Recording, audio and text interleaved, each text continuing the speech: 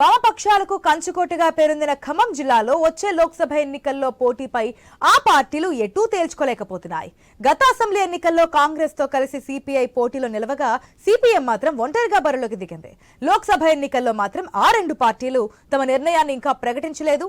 ఇక్కడ నుంచి పోటీపై ఆయా పార్టీల కేడర్లోనూ స్పష్టత కరువైంది.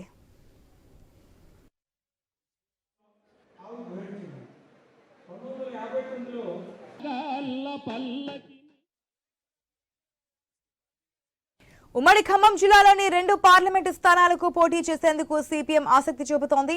అయితే అభ్యర్థులు ఎవరన్నది ఆ పార్టీలో స్పష్టత లేదు. గతంలో ఖమ్మం, మహబూబాబాద్ లోక్సభ స్థానాల్లో సిపిఎం కీలక పాత్ర పోషించేది.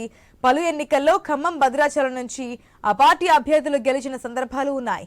కానీ 2 నెలల క్రితం జరిగిన అసెంబ్లీ ఎన్నికల్లో సిపిఎం ఒంటరిగా పోటీ చేసిన అన్ని స్థానాల్లో ఓటమి పాలైంది.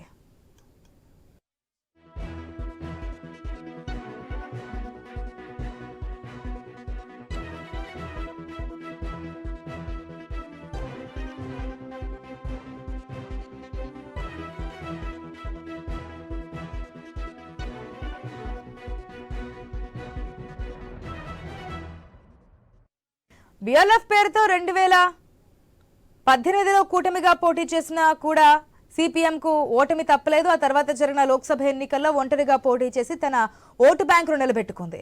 గత అసెంబ్లీ ఎన్నికల్లో మాత్రం ఓటు బ్యాంకును గణనీయంగా కోల్పోయింది. అయినా సరే ఈసారి జరిగే లోక్సభ ఎన్నికల్లో మళ్లీ ఒంటరిగా పోటీ చేయాలనే ఆలోచనలో ఉన్నట్లుగా తెలుస్తోంది.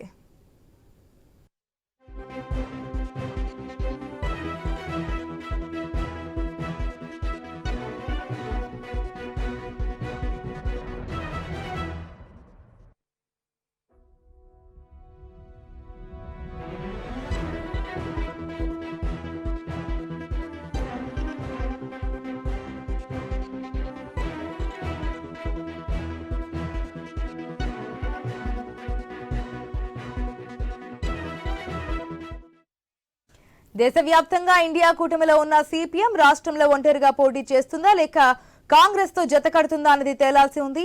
రాష్ట్రంలో బీఆర్ఎస్ కూడా లౌకిక పార్టీగా ఉన్నందున ఇండియా కూటమిని కాదని సిపిఎం ఆ పార్టీతో పొత్తు పెట్టుకుంటుందా అనే విషయంపై కూడా క్లారిటీ రావాల్సి ఉంది.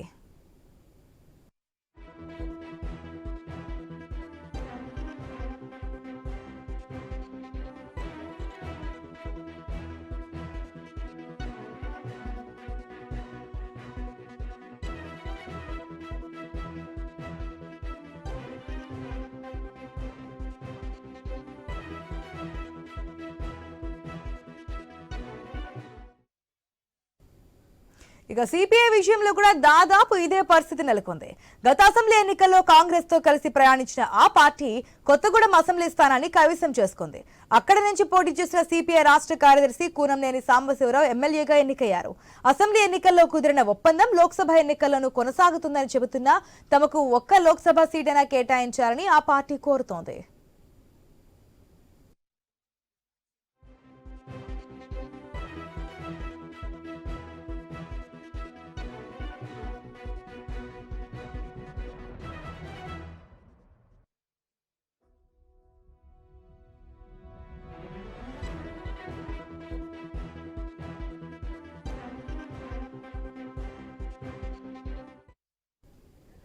తాము పోటీకి సుముఖంగా ఉన్న 5 నియోజకవర్గాల పేర్లను కాంగ్రెస్ కు అందించింది. అందులో ఖమ్మం పేరు కూడా ఉంది. కానీ ప్రస్తుతం రాష్ట్రంలో కాంగ్రెస్ పార్టీ ఒక్క సీటు కూడా సిపిఐకి ఇచ్చే పరిస్థితి కనిపించడం లేదు. లోక్సభ ఎన్నికల్లో సిపిఐ కోరుతున్నట్లు ఆ పార్టీకి సీటు ఇవ్వని పక్షంలో కాంగ్రెస్ కు సహకరిస్తుందా లేదా అన్నది తేలాల్సి ఉంది. సిపిఐ కూడా దేశవ్యాప్తంగా ఇండియా కూటమిలో కాంగ్రెస్ తో కలిసి ప్రయాణం చేస్తోంది. రాష్ట్ర విభజన తర్వాత సిపిఐ లోక్సభ ఎన్నికల్లో విజయం సాధించలేదు.